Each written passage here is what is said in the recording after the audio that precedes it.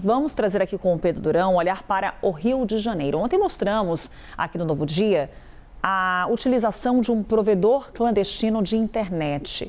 Esse provedor clandestino de internet foi derrubado lá no Rio de Janeiro durante uma ação do Complexo de Israel, uma ação que mirava o traficante Peixão. E agora, a associação do setor denuncia que o problema vai além.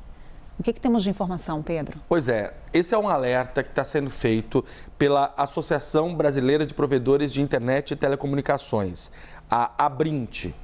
O que eles estão dizendo, Carol? Que em alguns lugares do Brasil, você tem, especialmente no Rio de Janeiro, no Ceará e no Pará, 3 estados brasileiros, você tem os provedores de internet sendo ameaçados por facções criminosas, inclusive para que paguem valores para continuarem operando em áreas supostamente comandadas, dominadas pelo crime organizado. E aqueles 2 usos que falávamos ontem, o do ponto de vista econômico, uma forma das facções conseguirem dinheiro e também terem acesso à informação, que é um outro recurso utilizado a partir do provedor de internet. É isso.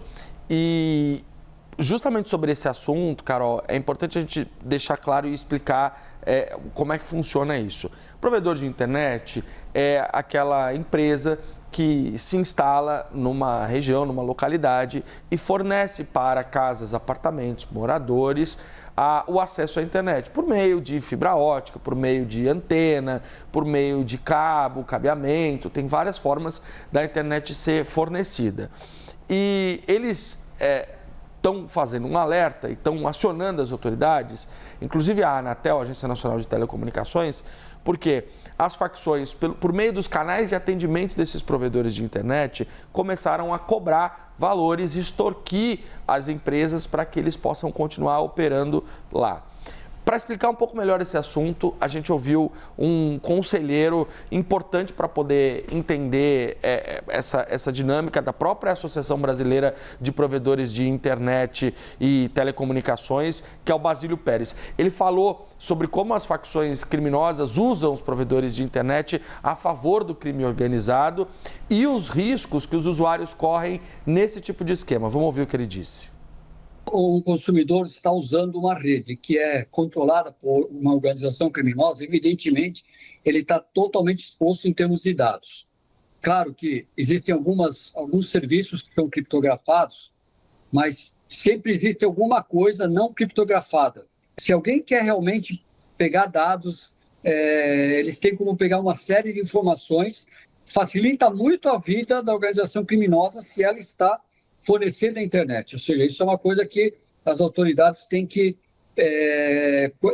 combater com a máxima urgência possível. E aí, Carol, falando sobre o aspecto financeiro disso, o que diz a associação?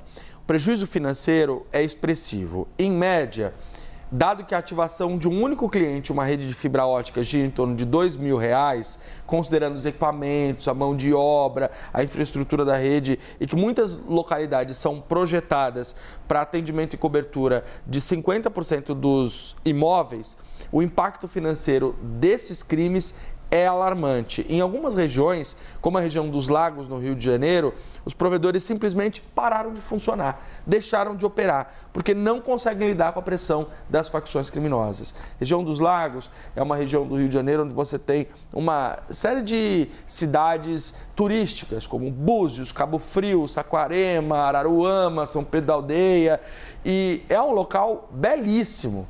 E ainda assim tem tido, por parte das facções criminosas, um trabalho de muita pressão contra essas organizações. A gente também ouviu o Carlos Alberto Costa, que é especialista em cibersegurança.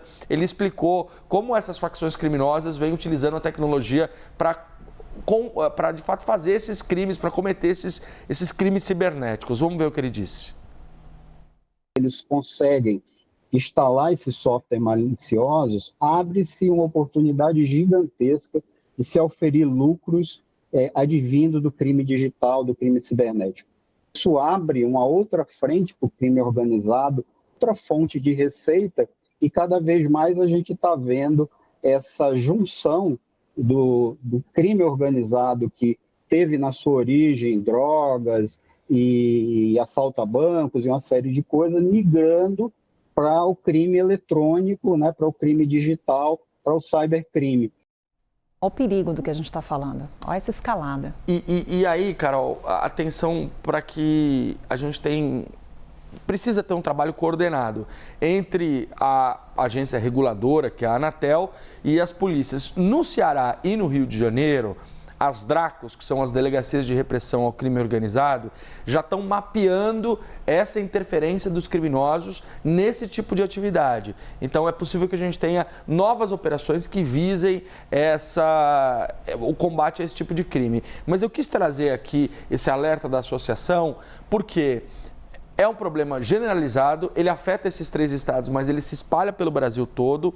E ele está diretamente conectado com aquelas imagens que a gente viu ontem, mostrou aqui, daquele provedor clandestino de internet sendo desmontado dentro do complexo de Israel, porque era um provedor mantido pelo Terceiro Comando Puro, que é uma facção criminosa. Ou seja, para eles, usar a internet como forma de expandir as atividades tem sido, como você bem pontuou, uma forma de angariar recursos financeiros, mas também de aumentar a dominação sobre aquele território, porque hoje em dia a informação é poder. Tem essas informações, o que está circulando. Obrigada, Pedro Durão. Valeu, Carol. Daqui a pouquinho a gente conversa mais. Tá bom.